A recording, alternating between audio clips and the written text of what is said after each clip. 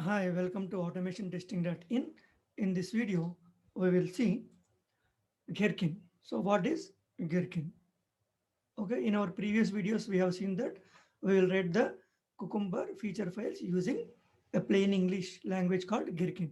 So we'll see what is this Gherkin. So Gherkin is a simple set of grammar rules that makes plain text structured enough for Cucumber to understand. Means we will write some plain English, that is fine. But how Cucumber will come to know that this line is for this line is for this, or something. So for that you have a that some rules that makes plain text structured enough Cucumber to understand. So with some rules, the Cucumber will understand. So that is implemented in Gherkin. Scenarios can be written using Gherkin. Right? We already seen that the scenarios we will write using Gherkin. Gherkin serves multiple purposes. Okay. So what is those? Unambiguous executable specification. Automated testing using Cucumber. Document how the system actually behaves. All right. So by using this, the Gherkin language, you can automate your Cucumber by implementing or integrating Selenium. So by looking into the Gherkin, you will understand how the system is behaving. The reason is we will write your all the requirements in the form of plain English and unambiguous executable specifications. So we'll have some executable specifications. All right. So, so these are all multiple purposes to write the Gherkin in Cucumber or in some other tool also. Right. So when you talk about all these things, so means I'm just showing the purpose in the form of a diagram. Right. So here when you talk about, so here these are automated tests. These are executable specifications and living documentation. All together can be achieved using this Cucumber. Okay. So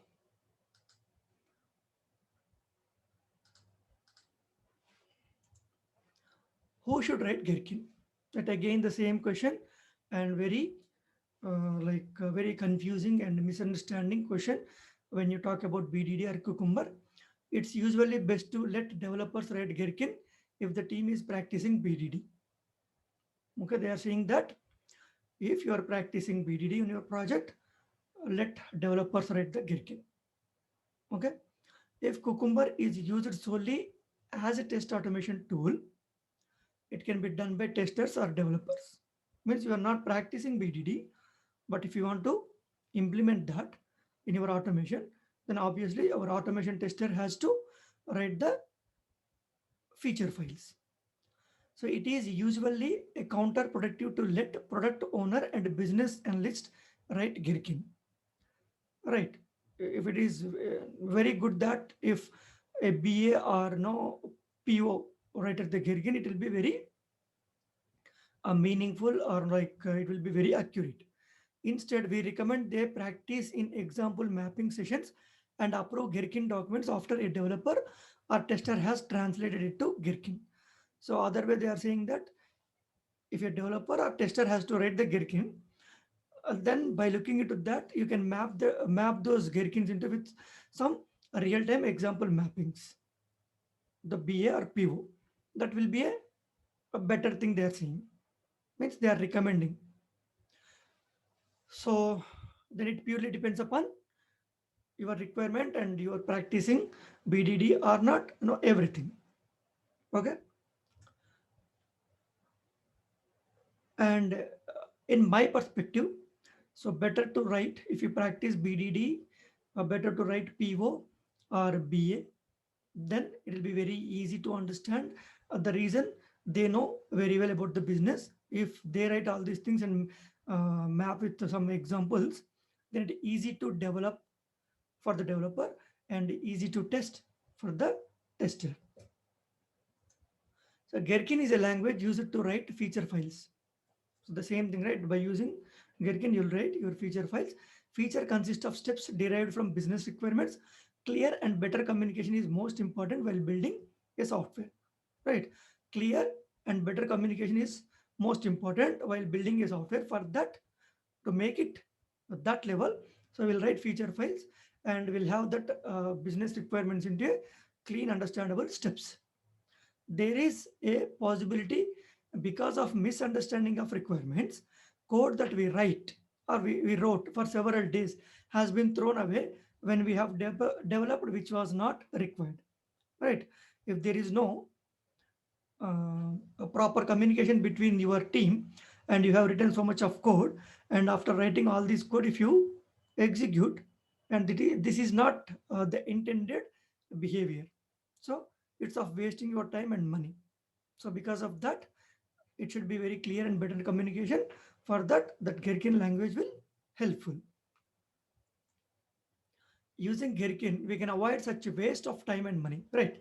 So using Gherkin, if you have a good collaboration between all your stakeholders and you write that good Gherkin means feature files and steps, then you'll avoid so much of wasting of money and time. So it become very important for us to understand the power and usage of Gherkin language. Gherkin uses a set of special keywords to give structure and meaning to executable specifications, right? We already discussed. Gherkin uses some rules or no like structure, then only Cucumber will understand. Most lines in a Gherkin document starts with one of the keywords. All right, when you start writing in feature file with the Gherkin, for each line will start with a specific predefined keyword. Then only that will become Gherkin, and other the Cucumber or whatever the BDD practicing tool we are using that can understand. Okay, and you need to remember some of the points when you talk about the Gherkin. So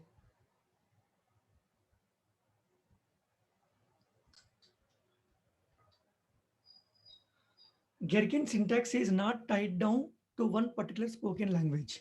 Okay, so Gherkin syntax is not tied down to one particular spoken language. Each of Gherkin's keyword has been translated into more than 40 different spoken languages.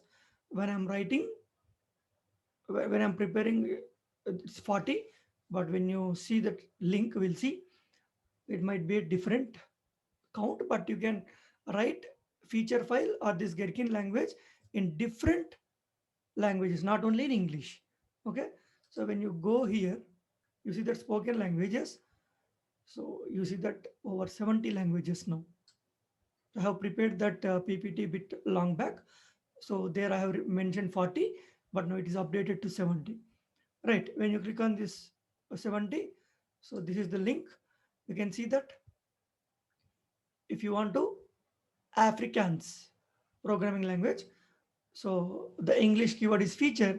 In their language, you can say fancy, something like that, background, uh, active ground, something like that. So when you come down, it is Arabic. Here also they are given. If you want to write this, so this is the language. And uh, Aragonese, Armenian, Austrian, Australian, something like that. You have like 70 languages, right? So you can see everything here. All right, that is one of the important things, that there is no rule that you have to write in English.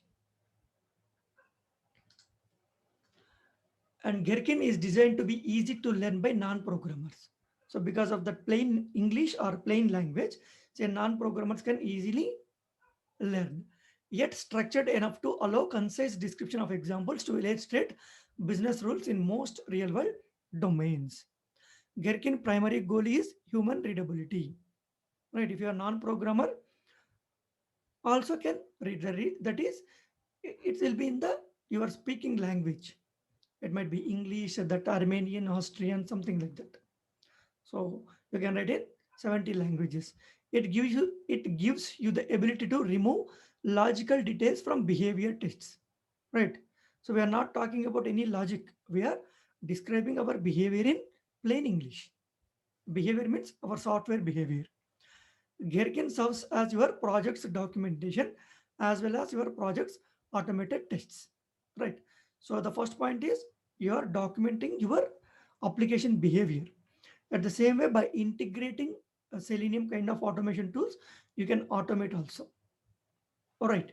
So Gherkin is a business readable domain specific language created specially for behavior descriptions. Right. The Gherkin, why, what's the purpose of writing or developing a Gherkin? Should be, it should be business readable, like domain specific language here, to understand your behavior. Right. These are all the points you need to remember when you talk about Gherkin. In simple thing, Gherkin is human readable your software behavior specification, right? That can be written in over 70 languages, right? If I'll try to give the links in the description so you can go through those. Okay, so that's all about this video. Thank you.